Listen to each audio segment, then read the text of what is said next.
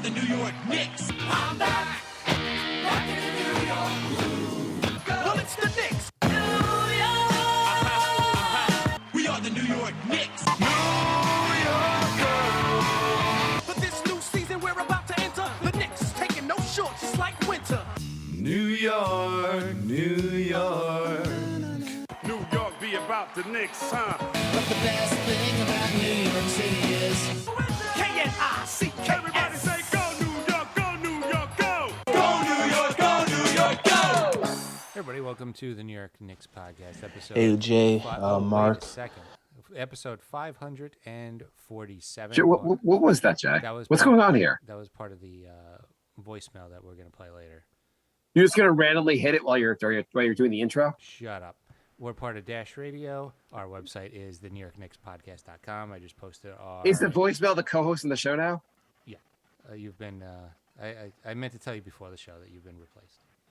I hear some noise on your end, which I always do. Are we all good? Do you need to play this voicemail now because it's going to talk over you? It shouldn't be playing now. Okay, cool. Let's do this. All right. So our website's the New York Knicks Podcast. We are NY Knicks Podcast on Facebook, Instagram, Patreon, Twitter, and everything else. So like and subscribe wherever you listen to the show. All right. How you doing, Mark? Good. It's interesting, so where we are in the season right now, the Knicks won a double overtime game against the Celtics to start the season. Then they blew out the Magic, and then they had a heartbreaking loss to the Magic last night. It's just interesting that depending on when we record the show, depends, if we record the show after the double overtime win, we were on such a high. That was a crazy, crazy game. I can't think of a better game to start the season that I've seen for the Knicks. Just an exciting game. Yeah. Then they had the absolute blowout of the Magic where fans were like, are we winning the title this year? Is it really happening this year? Right. And then last night they lose against an inferior team and people are like, hey, do we need to rebuild? It's definitely a roller coaster following the Knicks. It really is. Yeah, it's been pretty crazy. First of all, the Knicks are 2-1. Should we just be happy that they're 2-1? We should be, but really, Orlando's not a good team, and they should have won both of those. It was very frustrating to see them in control and then kind of just take the foot off the gas and let the game get out of control. It was, I don't know. If you go just on that game. If you go on the advanced stats of point differential, the Knicks won both games. Yeah. So reason why we love advanced stats over here. The advanced stats, which tell you nothing half the time. We've been fans of advanced stats for a long time on this show. I do love things are people are like, his PAR is it's like 17. You're like, what's that mean? I have no idea. How do you calculate it? I have no idea. ESPN won't even tell us how to calculate it. Right. Perfect, great. That's there's actually ESPN won't tell you how to calculate it. It's just amazing. Anyway, why don't we, before we go through, I feel like, Jay, do you want to spend this show talking about how great the Knicks are, or just dissecting why the team sucked last night? Where are you going with this? I don't think we should go all negative on the second episode of the season. I know, but isn't there it really kind of feel like you almost want to go negative because last game was just a disappointing game. Let me ask you a question, Jay. They say a player is a 3-and-D player. Are the Knicks a 3-and-D team? You get what I'm saying here? I get what you're saying here. I'm just trying to think about the backcourt, not so much. The backcourt is not providing a lot of defense so far. Not good. Not looking good on that end. Not looking good on defense. But the Knicks basically, the Knicks are shooting a lot more threes. They set a team record for threes, 24 in a game. First of all, most taken in a game and most made in a game. They shot a solid percentage against Orlando.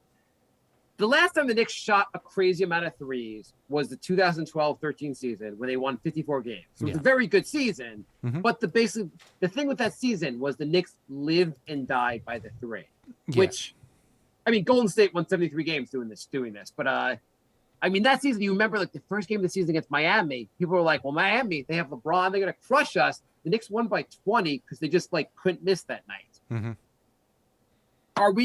Should we basically just say like, the Knicks, some nights they're going to be on, some nights they're going to be off.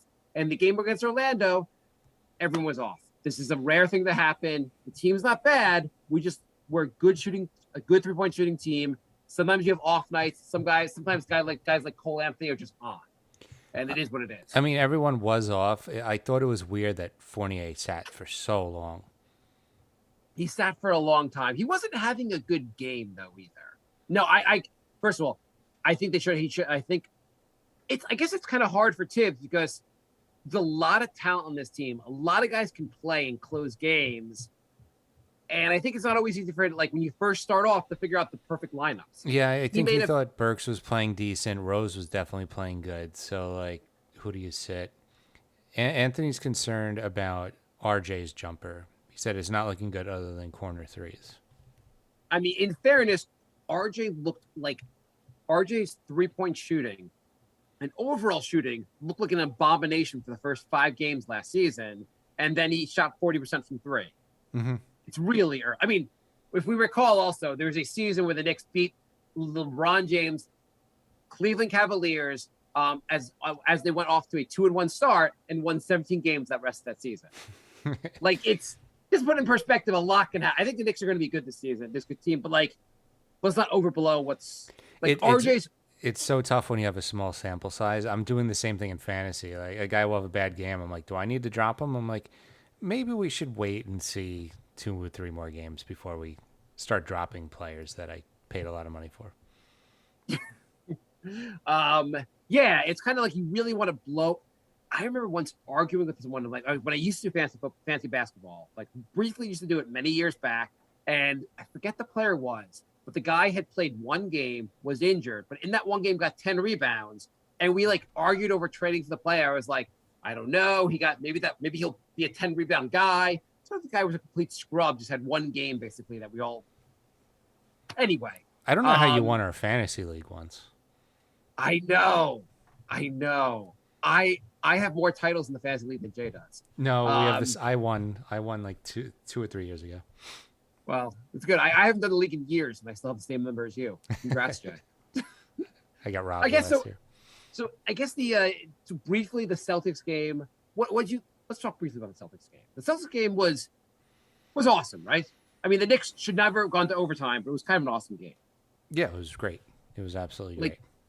There were so many things about that game. First off, Jaylen Brown looked unbelievable, especially in the first half when he could not miss. And they were guarding him. He just hits hard shot after hard shot after hard shot, and there's nothing you could do really. And then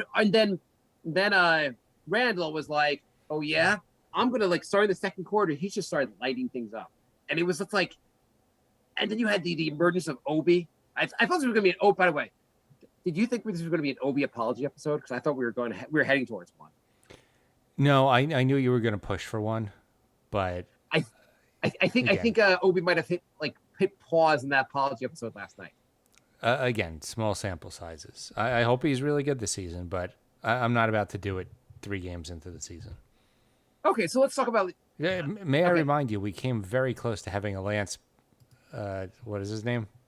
Lance Thomas apology episode, which I pushed for one basically, and yeah, maybe the Knicks should bring back Lance Thomas. Maybe he would give them the defense, the grit they need.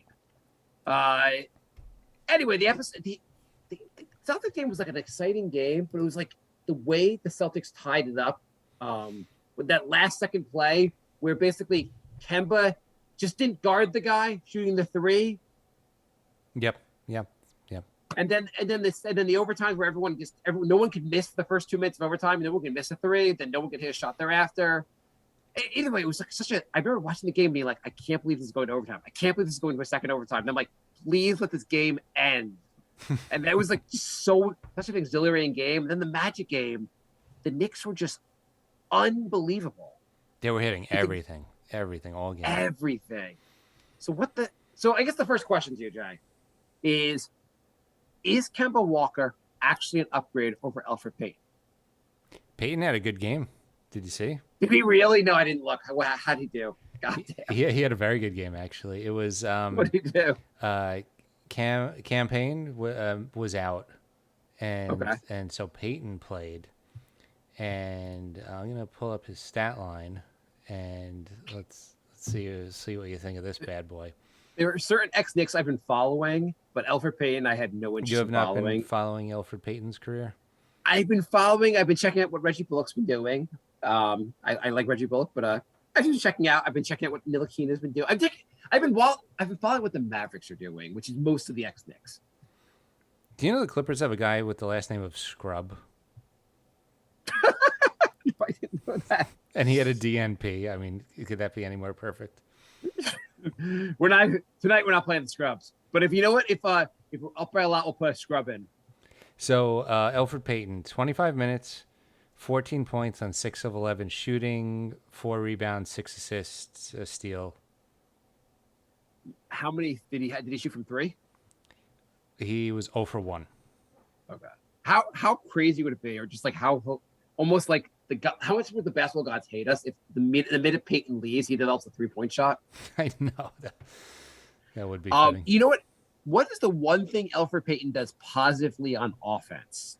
And what it's interesting actually. What is the one thing he does positively on offense? Defer to better players. No. There's one thing when he plays a good game. What's the one thing he does in that good game? Penetrates, right? He gets to the basket. Yeah. What is this Knicks team? What did the Knicks team not do almost at all last night?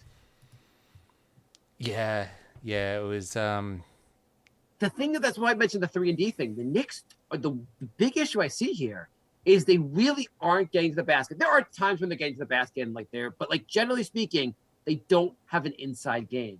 I'm not talking about maybe a post-up. The Knicks just aren't getting to the basket that much. Anthony said Kemba was better than Elfrid in the last game for the first few minutes. Is this the bar we're setting? Better than Elfrid in spurts? I don't want to actually. I mean, I gladly have Kemba over Elfrid Payton. I think Kemba will get better. I just asked that question. Yeah. Is this how every episode is going to go now? Thank you for the follow.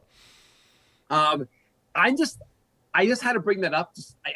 Nothing. I want to go positive, but Kemba has looked. How do you think Kemba's looked so far? I feel like that's one of the first things. Is like we were so excited for Kemba. Mm-hmm. OKC was cool paying him like $40 million just not to show up to a game. Is there a reason OKC just said like, "Hey Kemba, we'll give you a lot of money not to play for us"? You want to play a trivia game? Yeah, actually, before the season started, my cousin, who appeared on our show once, said to me, "He's like, why are you so excited about Kemba? Didn't OKC just pay him a lot of money not to play for them?" I was like, "Yeah, but he's good." Yeah, why did they pay him a lot of money not to play? So who has the best plus minus on the Knicks? Who has the best plus minus on the Knicks? I am going to say Mitchell Robinson. The correct answer is Derrick Rose. Oh, interesting. Actually, I'm not interesting. That's not a surprise at all. Actually, he's played really well. Who has the worst plus minus on the Knicks? It's Kemba, obviously. Yes, it is Kemba. You know, the starting lineup has not looked that great so far. I mean, the Knicks are 2-1, so they've won 2 of the 3 games. But Kemba, what do you think the deal is with Kemba so far? I think he's a step slow on defense. Maybe his. What do you think? Forget the defense. Yeah. What do you think the deal is on offense? Because I mean, we didn't expect him the best defender. What's the deal with the offense? The part that we were expecting from him. He's not really distributing the ball. He's shooting all right, but he's not really distributing the ball like he was in prior years. Is he just a short high volume 3-point shooter now? I mean, he might be now. He's not doing the things he was before. He doesn't look injured, right? No, he doesn't. I mean, he might be a step slower, but like the knee, I don't know if the knee is bothering him, but you don't see it on the court. He seems to be running fine. I wonder. So my guess is here. Like, I think Kemba will get better. Maybe because like he's trying to gel with the team, get used to this new offense. Randall himself is a big he's a big center of gravity. Randall wants to handle the ball. Like Kemba's trying to figure out how to play with Randall and hasn't figured it out just yet. And he's trying to maybe defer a little too much, but not really set anyone up either. Yeah, and he's not setting people up, and he's not getting to the rim. He's taking less than one free throw a game. He also, and I know actually, how tall is Kemba? Like 6'2", 6'1"? But he's actually he is 6 feet. 6 feet. I was gonna say, so I'm 5'11", so he's actually taller than me. Though on the court, he looks like he's shorter, based on because you just see the height of everyone else. But when he drives to the basket, and when he has done it, it looks like anyone there. Like he looks like he's gonna get his shot blocked every time. Yeah, he's not as fast as you'd expect him to be. I don't know. He's not blowing by anyone. He's not being that you see moments of oh, I'm excited to have Kemba. This is great. And then those moments kind of disappear, and then he kind of just doesn't do a lot while he's out there, except for hit some threes. Yeah. Yeah. That's gonna. So what do we do if this the first question is, should they switch Rose and Walker? Like in the sense of Rose has a lot of experience playing with Randall already.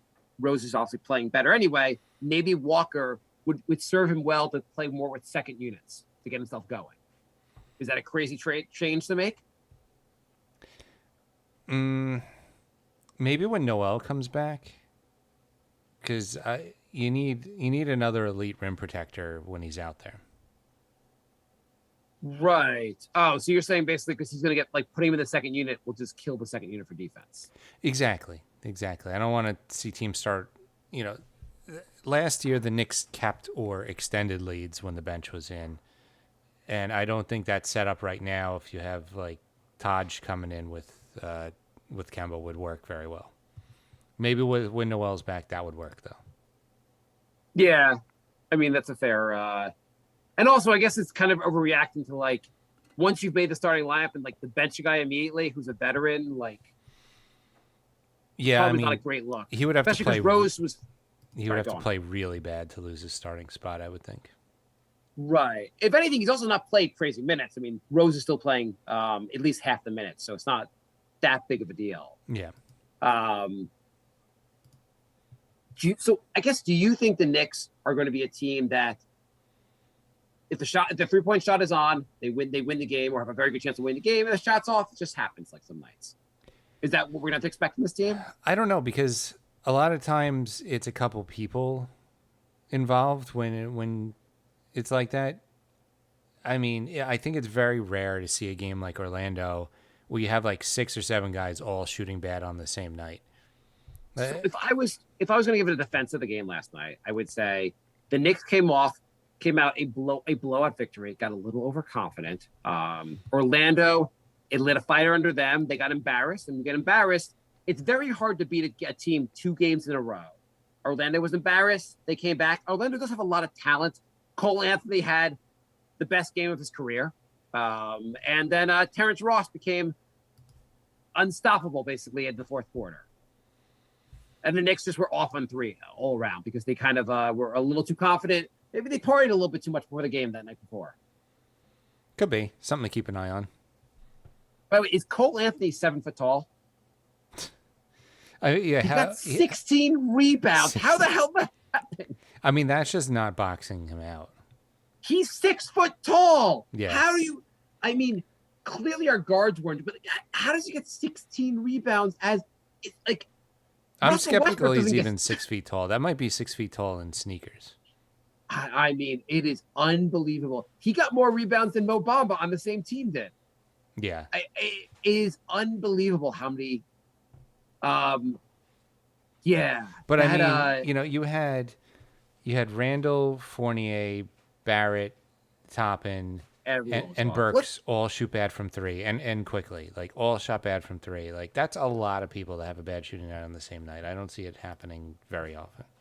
So let's go through some of the players. So Randall. What do you think of Randall in the first 3 games of the season? I mean, I think for the most part, he's playing like an all-star. He's getting his rebounds. He's distributing the ball. He seems to be trying extra hard on defense. He's getting blocks and steals. He's getting to the line. But I also feel like he's forcing a lot of shots, especially when they're not falling. And he has enough talent around him where he doesn't need to do the hero ball thing. And I think especially on Sunday, his shot wasn't falling. And I know nobody's was, but he seemed like he was he was going to go like 1-on-3 if he had to. Like, I feel like he didn't need to do that. Yeah, I mean, the first 2 games, it was like all-star Randall. Like, this is the Randall I remember. Like, he might be even getting better. And he also, his defense, like when they put the Randall Obi lineup out there, I was like, this is like, are they really going to do this?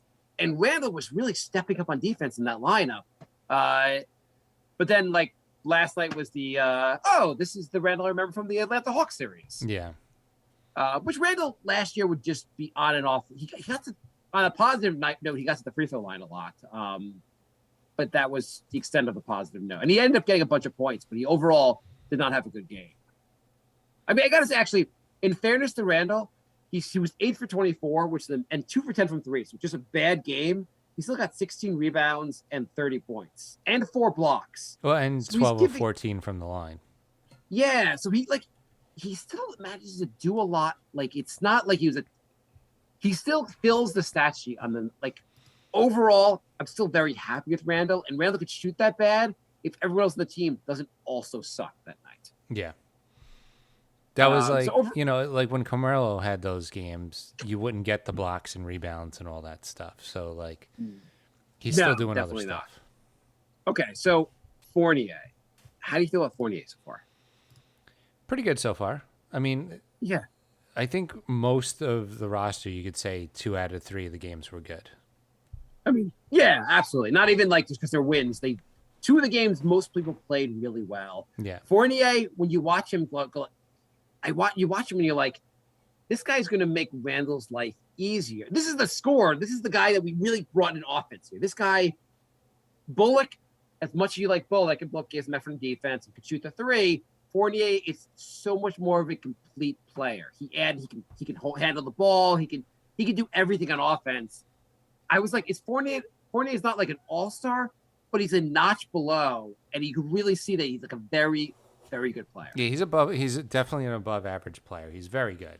And he's one of those guys that can put up 20 points in a game on any given night. Yeah, I mean, his 3-point, obviously he's a very good 3-point shooter. I just like the fact that he can really handle the ball. Like, it looked like Bullock would hit threes, and again, nothing against Bullock, but like he was just a spot up 3-point shooter. You had to like set him up, and he would hit him. Sometimes you wouldn't hit him. But, like, that's all he could do. Alfred really gives you a lot more options on offense, basically. Alfred? Not Alfred, sorry. I can't be Fournier. Sorry. You got Alfred on the brain. Yeah. I've liked Fournier a lot so far. I know he was often in the game against I agree. He should have been brought back earlier in the fourth quarter. I am super happy with the Fournier signing so far. Yeah, I didn't actually. Did you think it was possible to have a French player on the Knicks that was good? We just got 7 hate mails. I didn't even post the episode yet, and we got 7 hate mails. Okay, Barrett. What do you think of Barrett so far? His defense is improved, but his offense seems to have gone the other way. His defense in the Celtics game, and people said Tatum missed a lot of open shots. That said, Barrett was the guy guarding him, and Tatum played terribly against him. So, like, that was huge. Yeah. His defense is definitely, like, that was a big thing that Tibbs challenged him to do, is become a better defender. Though, was he a good defender last night? I mean, I don't know. Who was he guarding last night? Was it Suggs? I'm not sure if it was Suggs or Wagner, but both of them shot bad. Yeah, I mean, his defense overall, I guess the Terrence Ross thing, where I know he was supposed to be guarding Terrence Ross at the end, and that's do you think we could get Terrence Ross at the deadline for a cheap deal? clearly he doesn't fit in on this Orlando team that's rebuilding. Yeah, but what are you going to do with him? I don't know. He can score off the bench. We could have used him last night when he was killing us. But I mean, he's going to take either Burks or Quickly's minutes. And do you want to see either of those guys lose their minutes? I want to no. I want to win games. I want to stack roster. If he's going to play limited minutes on the Orlando Magic, he might as well play limited minutes on the Knicks. I always like Ross. He always plays well against the Knicks. Do you think the Magic would give away, like, could you get him for 2 second-round picks? Probably. I mean, he did play 31 minutes last night. That is a lot of minutes, yes. Join me every week when I ask if we could trade 2 second-round picks for the guy that torched the Knicks. Yeah, I don't know. So RJ, his 3-point shot hasn't looked great yet, but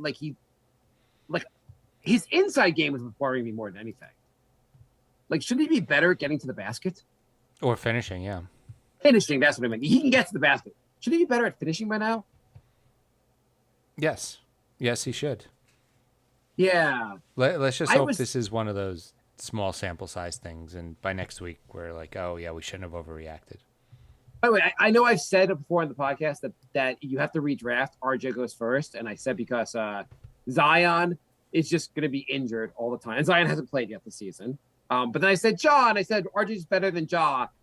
Ja has been an animal so far this season. I think maybe you went a little too hot take on that one. Yeah, I'm not looking good in the Ja take because Ja is looking goddamn awesome. But what's funny is most people were getting on your case because of Zion, not because of Ja. I would take Ja over Zion again because at least Ja appears in the court. Yeah. Yeah, Barrett, hopefully he played. So Randall was 8 of 24, but did a lot. Barrett was 5 of 17 and did very little on the court. At least the stat sheet. Like, he didn't look. I expect more from him going forward. Next player, Mitchell Robinson. He's back. He's healthy. What do you think? And actually, before you even answer that, I have a question for you. When you watch Mitchell Robinson play basketball, are you always being like, is he about to get injured now? He's going to get injured now. He's going to get injured now. Yeah, I am. But after not playing for 7 months and putting on that much muscle weight, I thought he was going to. I mean, he doesn't seem like as quick as he was, but he's so big now, he doesn't have to move as much. And he's definitely intimidating players when they are trying to go to the basket. His conditioning seems fine. He overall doesn't seem like he's going to block as many shots, and he's not going to go out like block. He's not going to do those block the 3-point shots as much. But he seems to be playing overall just better defense. Like, he's more of a presence in the paint, where guys are just like everyone's changing their shot because they're like they don't want to be near Mitchell Robinson. Yeah, and he seems to be timing his blocks very well too. Yeah, because it is a skill to anybody could just jump, but like he seems to be timing it pretty well. He doesn't seem to have quite the. I guess he got 6 fouls last night, but generally speaking, like he doesn't seem to be having the foul issues as much. And it was a quiet 6 really fouls. Good. Yes, it was a quiet 6 fouls. And then I think the last foul happened right at the end of the game. I think generally he's looked really good. I've been very impressed with him so far. I'd like to see. I don't think it's his fault, but like I'd like to see the Knicks figure out a way to get him the ball more on offense, just for like. I know anytime there's a moment of daylight, throw it up there and let him dunk it, basically. Yeah. Yeah, I think they should be looking for the lob more. They definitely should. Speaking of the lob, what do you think of Obi so far? Pretty happy. He definitely improved. Obviously, we can't really just include Sunday in anything because everybody played like garbage. But if you're like, hey, remember that guy we drafted last year that we're really excited about for this season? And you're like, you mean IQ? No, I think we mean Obi actually. Yeah. See, last season Obi just looked lost. This season he looks like he knows what he's doing and he belongs out there, and he's passing the eye test. So for the first 2 games. I mean, last night there was also a play where he was guarding one of the Wagners, and the guy just Wagner, whatever, went around him and just dunked in his face. And Tibbs didn't let him play the rest of the night. Tibbs was like, "You're done. Just don't even leave the arena right now." But otherwise, like the first two games, he's giving a lot of effort on defense, playing good defense. He looks. The problem last night, really, nothing against Obi. Forgetting that one play, there was no transition when he was on the court. Like he's a guy that runs the floor. If you are playing in transition, he is just awesome. Yeah, there seems to be too many stretches in games now where there's not a lot of ball movement.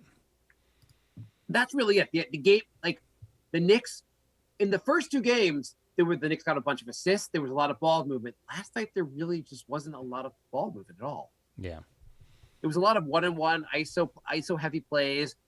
But I have to say, it's only 3 games. But between last year, when I was like, oh my God, how did we even draft this guy? I wanted Tyrese Halliburton. I was complaining nonstop.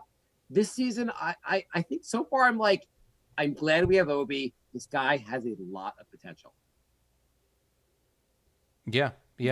I mean, like I don't think. Are you going to complain as much about the pick? Yes. Why? Why? Because we're already like complaining about Kemba 3 games in. So yes, I'm still annoyed that we don't have Halliburton. Hey, by the way, you're going to complain about anything. I said this to you before the show started. I'm not going to. Nothing against Knox, but 4 of the 5 guys taken after Knox are now awesome. Miles Bridges, Mikal Bridges, SGA, and Michael Porter Jr. And I'm not awesome like they're all stars, but oh my God, we'd love to have any of those 4 players on the team right now. Anyway, Go to the New York Knicks podcast.com for my player power rankings. You'll never guess who's 15th. Who's 15th, Jay? Knox. Okay. Anyway, I think Obi has looked really good. So one thing that RJ cannot do, what is the one thing RJ can't do that Obi can do? What is RJ's biggest weakness and Obi's biggest strength? Finishing at the rim. Yes. Obi is actually really good at finishing at the rim. I wish he could teach RJ how to do it. Yeah. Well, there's something about just his freakish athleticism too. Yeah, he really has. He could really. Yeah, he's amazing. He made a bunch of highlight level plays so far. I'm going to just assume last night's game was not indicative of how the season's going to go, and the first 2 games are more indicative of how it's going to go for Obi. I have gone from. I'm like a 35 right now on the scale of 1 to 10 for how excited I am about Obi right now. You've been really like all in on Obi for a couple weeks now, since Summer League, I think. I don't think Obi will. I'm not saying he'll ever be an all-star. I'm just excited because I really think he brings, like you talk about the additions to the team this year. People talk about Fournier and Kemba. I think Obi now is a huge addition to the team. It was really he brings a lot and helps elevate this team because he's someone that you did not expect to get this level of contribution from.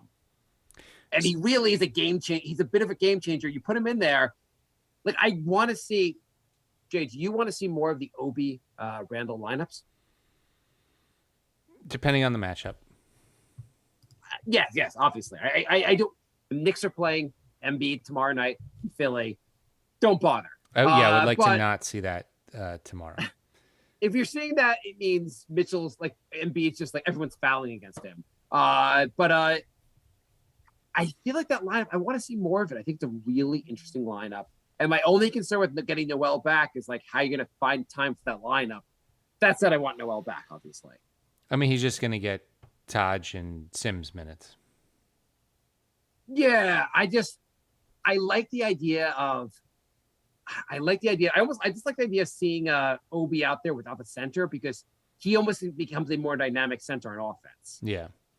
So you get the ball down low. So what are you gonna say? I was going to say tough week this week. Philly, Chicago, New Orleans. What are your predictions? I'm going to say.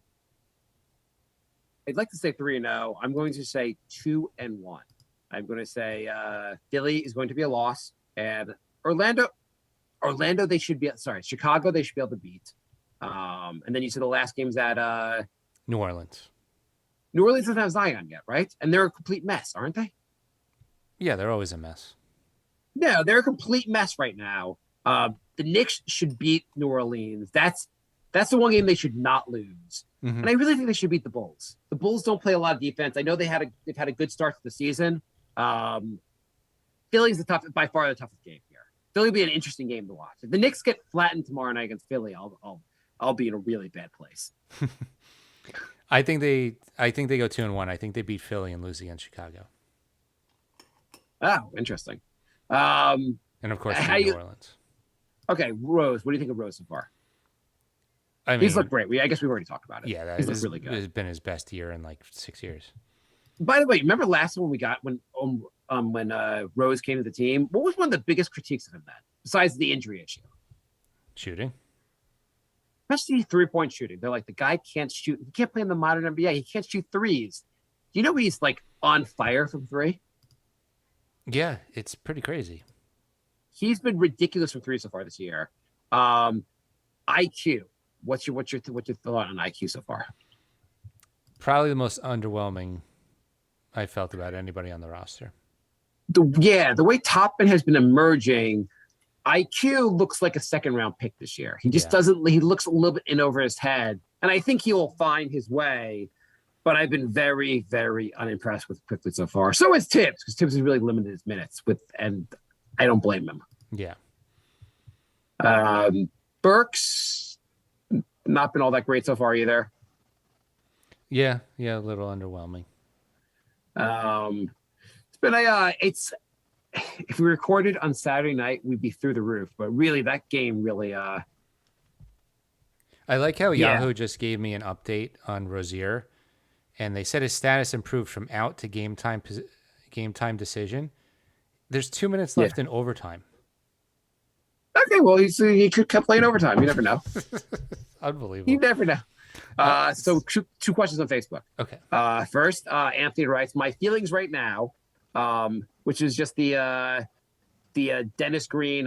They are who we thought they were, which is the and then Scott writes, what's the expected win-loss by All-Star break? If we can hit the break at over 500, I think we will get better as the year goes on and the team gels. That's a good point as far as the team gelling. What do you think, Jay? I'm not sure at what point they're hitting. They usually don't hit it exactly halfway through the season. How many games under over? Where do you expect them to be basically at All-Star break? Like 5 over. Yeah, that sounds about right to me. I do agree. This team has a lot of depth, which I think will serve them well throughout the season. And I think there's a bit of a gelling issue that will, I think Tibbs will get a better feel for how to manage guys' minutes, and guys like Kemba will look better as they really gel with this team. Yeah. What are your concerns going forward, Jay? Kemba. Very concerned about him. Are we gonna have to do? I hope based on how concerned we are at Kemba, the next episode is our Kemba apology episode. I mean, I'm not mad at him like I was at prior Knicks players. But, yeah. He's good. There's something a little off. That's all. Yeah. So we got a voicemail. Okay. So nyknickspodcast@gmail.com if you want to email us. You can email us text or audio. This one is audio. Hey Jay, Mark, this is Frank. Won't be able to make it on Monday, but I will be watching. The reason why I wanted to call in is because that game was great. The first game between the Knicks and the Celtics, both teams are evenly matched. Both teams did things to deserve to win. Both teams did things to deserve to lose. But what it really got me thinking, it's just to try to keep things short on the voice memo, and a lot of NBA fans will disagree with me, but I feel it will help the NBA fandom overall, because I'm more of a football guy now, but there's certain things that I see in football that I really feel will make things better in the NBA. But, before y'all crucify me, listen, so basically, because we seen how two evenly matched teams at the time could have a really great entertaining game and the correct team wins, I don't think we really need 7 games in the playoffs. It makes players more hurt. It drags boring series out more. It causes more injuries. Nowadays, all the 7 games do is make the team that was winning get more injured, and the team that was like so end up winning. In college, it's one and done in the tournament. In international, I believe international is a couple games, but not as long as 7 games. But their play styles are a little different over there, and their rules are a little bit different. I really feel like with our NBA, today's NBA, with super teams, it's better. It would be better to be one and done. Main reason why is because you could catch a super team sleeping. You know, the NBA now is like all these super teams or players that like got these really franchise chasing players that got drafted. You could catch one of them sleeping and beat them. You know, Hey, can you pause, Jay? Yeah. So I just want to respond to. I think you said it goes on for. So in reaction to what he's saying, so yes, the NCAA tournament with the one and done thing, the one loss you're out is super exciting. NFL, they play one game, they don't play a series because you just can't have a football team play like multiple game series. It's just not realistic for football. I just think he's making a really good point, but there's just too much money in it for it ever to go backwards. What do you think, Jay? I'm not even saying it's about the money. I think a lot of the NBA is like a chess match, and I've seen series where a team will blow another team out by 20, 25 points in game 1 and then lose the series in 5 or 6 games. And Yeah, I mean, weren't the finals wasn't Phoenix up 2-0 before they lost the series? yeah. So like, I don't know. To me, there's something about a game 7 that's just so exciting, and I feel like I would feel. I know like it's exciting with single elimination, but I think I would feel cheated more often than I would be like, oh, that was fun. Like, Wasn't the your best first player has like one off game, and like you just played 82 games to get bumped out in one game. Like for me, it's too short. So basically, what his system creates more upsets, which is fun, but the 7 game series makes it more likely the better team wins the series. Wasn't so the first round used to be best of 5 for a little while, right? Yeah, and I wasn't even a huge fan of that. A lot of people, I felt like it wasn't just like a lot of people didn't like the best of 5. They felt like it was kind of annoying because it led to some upsets. I remember, wasn't it? Didn't Seattle lose the best of 5 series when they were the best team that one year? To Denver, yeah. Yeah. And I think even players got kind of annoyed having a best of 5 game series to start the playoffs when you're like, why don't we see who's actually I feel like everyone was kind of in agreement. Let's move this from 5 to 7 games. The thing is, I don't like the best of 7 for like usually the 1-8-2-7. I mean, I know the Seattle Denver was different, but like 99% of the time that series is over in 4 or 5 games and it's boring as hell. Right. On the other hand, you're missing out on some really good 4-5 matchups and 3-6 matchups. Right. I guess there's no great fix here because if you go to 5 games, yes, there's more upsets, but I think a lot of people will be annoyed that the better team is not winning more often. Also, counterpoint to the super teams get injured. Good. I hate super teams, and I anything that can even the playing field. But all these players like trying to force trades all onto the same team. If you get injured, good. If I don't wish any injury on anyone that's not a net. So, all right, let's continue. A 7 or 8 team could be able to go on a nice run. You know, a team, teams with terrible franchises like ours, terrible ownership or franchise crippling decisions. We could get hot one year and win a championship. I feel like it would level the playing field a little bit more. If you want to have a super team, go ahead, have a super team. If you want to build it the right way, yeah, we can build it the right way. And then we get a chance.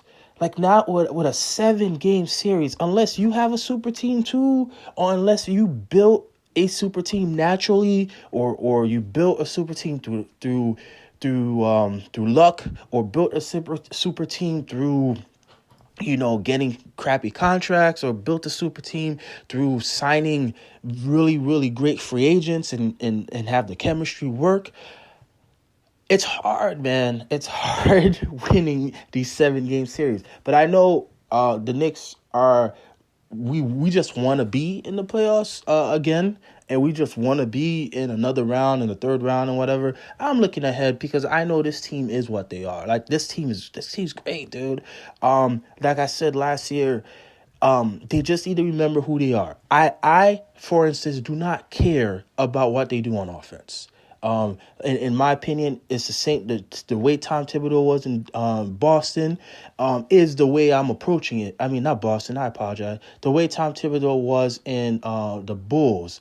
In Boston, he was an assistant. But the way Tom Thibodeau was on the Bulls, I want to see the same thing. Like, I want you guys to just be very, very elite on defense. Like, just go at it on defense. When it comes to the offense, like, I will live with whatever happened on offense because the other team is going to struggle scoring. So that gives the team a bit of a cushion to do what they need to do on offense. Kemba, go crazy on offense. Go crazy. Everybody go crazy on offense. But then on defense, no mistakes. On defense, you guys better be Ivy League level on the defensive side. That's what I look to see. You can't make stupid mistakes on defense. And if you make stupid mistakes on defense, God forbid you make a dumb mistake on offense. Hell no. Like if you do both, we're screwed. We're lucky we won that game. That's what I gotta say with that. And Boston, if Boston fans listen to this show, my condolences on you picking up Dennis Schroeder. I am so sorry. That dude, wow, man. I'll leave it at that. Love the show, guys. Keep doing what y'all doing. Thank you. Thanks a lot, Frank. Awesome. Appreciate it. Yeah, Also, send more voicemails. and Send more also- voicemails like that. And I email love Mark what you're using because I think your audio quality is better than Mark's. Great. After all these years, my audio quality still sucks. Anyway, yeah, we should be excited about this team. Yeah, and really, I said before 3-D. If the Knicks play good defense and they shoot the three more nights than not, they'll win the game. Yeah. So Nick writes, maybe try trading Mitch while he still has upside and work on Sims. I've not loved. First of all, if you want to win this season, you don't trade Mitch. I don't know, win the title, but like have a good season. You don't trade Mitch yet. You want to do a trivia game? Sure. By the way, I'm not impressed with Sims at all so far. But I like him as like a project. I don't want to see him in NBA games right now. Who has the third highest plus minus on the Knicks right now? Is it really Sims? Yes. Yeah, but he's barely played. Come on. That's funny though. Who's second highest? I don't remember. I think it was either. Oh yeah. We said it was Rose was first, and second was I don't know. I don't remember. Whatever. I don't remember. Okay. Second. Jorge writes, "Hey guys, super random thought I have while watching the Knicks. How god awful Fizz was. Is it just me?" Yeah, I think everyone's wondered that. Fizz was not a good coach. He was a motivational speaker dressed as a coach. He didn't know what he was doing. Tibbs is such a hardcore coach. You may not always agree with his decisions, but he lives and breathes basketball. Mm-hmm. He's trying. He's giving 110%, whatever. He's doing everything he can to get this team to win. And I think the players play really hard for him. So I have not been this happy with a Knicks coach in a long time. Yeah, but since we started the show, I think. Yeah, I mean, I'm sure at some point we will be less happy with Tibbs in a few years after they win 2 titles. But I don't know, Tibbs. I like the fact that he's just someone who works really hard and gets guys to buy into him. Yeah, I think I think Derrick Rose was saying how like just the look on his face when you do something wrong. You just have to learn how like he reacts to things, and you're like you just don't want to disappoint him, basically. Yeah. He gets a lot out of his players. I think everyone plays hard. And I think Toppin, you see his growth this year. It's only two of the 3 games he played well, but last year you were like, what's he doing? Is Tibbs hurting his growth? Maybe there's some real player development going on there. Because you like Toppin was like, I want to play on the court. I've got to get better on defense. Yeah. Yeah. We have one more Sure. email. Patrick writes, "What's up, guys? Regarding Kemba, is he as bad a defender as NBA Twitter says he is, or is it a tad overblown?" He's not a good defender. I think it's accurately put on Twitter. Yeah. I mean, he's not a good defender. Yeah. There's not much else to say. That he gives a lot of effort. I mean, up to the game 3, I didn't have a huge amount of Kemba complaints on defense. It's just that when Cole Anthony went off, I was like, is Kemba guarding him? Yeah. I don't know. Yeah, I how the hell did Cole Anthony have that good of a game against us? I don't know. And he also writes, a random question, but J. Mark, do you ever go on Reddit? I feel like it can be a less toxic environment for NBA Knicks discussion. I just started this season going on Reddit to read some like the Knicks on Knicks Reddit. Yeah. I like it. I'm a fan. Definitely less toxic than Twitter. Definitely. Yes. Twitter is very toxic. I used to really like Posting and Toasting's comment section, but they changed the formatting with comments, and just for whatever reason, there just aren't as many people commenting on there. So there's less to read on there. So I was looking for a new place to go, and I started going on more on Knicks subreddit or Knicks Reddit, whatever it is. Mm-hmm. Anywhere else you go, Jay, to read comments? No, that's really about it. I mean, like a lot of sites got rid of their comments. ESPN used to have comments, and I really enjoy reading the comment section. Like I used to for the Posting and Toasting. The writing's fine on the articles, but I generally would even read the articles. I would just go to the comment section because I enjoyed the comments. yeah. And for whatever reason, people are not going there as much. Reddit has much more of that. Twitter, I just find Twitter I like, but at the same time, I find people are always trying to like one up each other, and I don't know. Twitter gets a little annoying. Twitter's easy to access and has a lot of content, but yeah, it's easy to get into an argument like instantly logging in there. People get into arguments. Yeah. There's this new thing where people are saying the word ratio, which I think, Jay, you had said that. I don't know what ratio is. So if you do a tweet and you have a lot of comments but not a lot of likes, it's a bad ratio, and that means you have a bad tweet. Like normally good tweets have more likes than comments.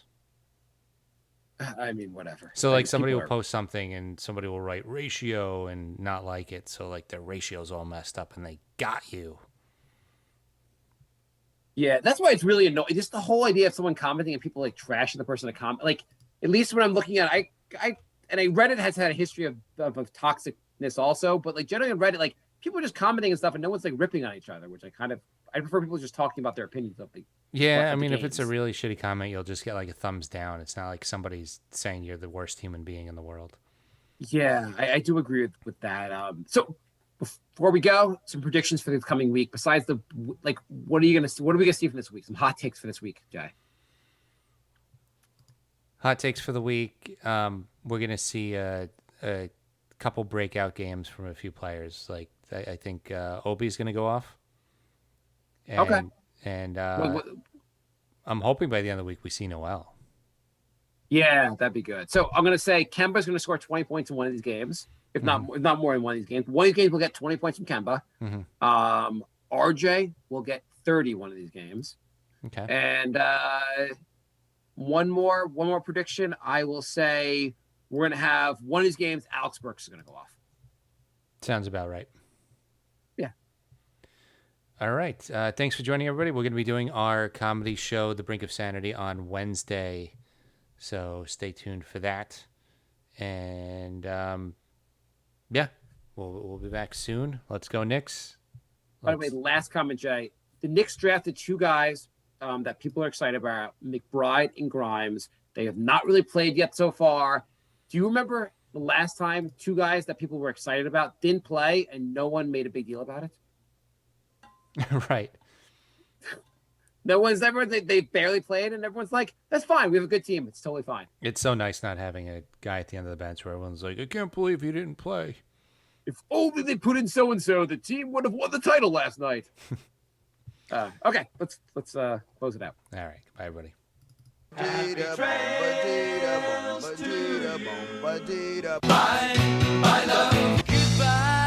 everybody. It's all over. Goodbye. It's time to go. This is the end. Say goodbye. You cannot go away. I'm gonna leave you. It's the end. Goodbye. Goodbye. Just leave me alone. Feels so good to say goodbye. I'm sick and tired and I'm saying goodbye. Goodbye, girl. Goodbye, goodbye, goodbye. Everybody. Hey, Jay, Mark. Oh, God. I gotta. Not gonna Jay, you know who was 5 for 13 tonight? And it does not look very good? Is he on my fantasy team? Cole Anthony. Oh, okay. But they lost to Miami. He did get 9 rebounds. Maybe he's just really good at getting rebounds. Because even against Miami, he got 9 rebounds. He's so tiny you can't see him. I don't know. He's been getting a lot of rebounds. How is my boy Patty Mills doing? 5 get to the game. threes. Oh. 5 threes, 21 points. I'll take it. Caruso, Cel- 4 steals. What a pickup. Brilliant move, Jay. Celtics have played 4 games and 2 of them have gone to overtime. Wow. Isaiah Nets Stewart finally, looking good. the Nets won, unfortunately, tonight. Yeah. Everybody played good except Boucher. He was really good last season for you. It was a great pick last year. When do you drop him? As soon as I find a guy that can get some blocks. I mean, he played 8 minutes and 5 minutes the last 2 games. Have you picked up anyone that was good so far? Well, I picked up Caruso yesterday, and he had a 4-steal game today. Yeah, you did just mention that. Anybody else? Who else did I pick up? Because I put. What about Scotty Barnes? I put I'm Clay. sure was he. I put Clay and Dante on the. Patty Mills. I drafted Patty Mills. You drafted him. Did anyone draft Scotty Mills, or is he a pickup after this? After someone has to have him now. Who? Scotty Barnes. If not, you should pick him up on the Raptors. Oh, He's a yeah, rookie. I think somebody drafted him. Yeah, he's been pretty decent so far. He was like a top 10 pick. So Yeah. I'm trying to think who I picked up. I had to have picked up two players. you picked DiVincenzo, right? But he's injured. Unless I just did I pick him? Oh, he's picked up the second guy I picked up.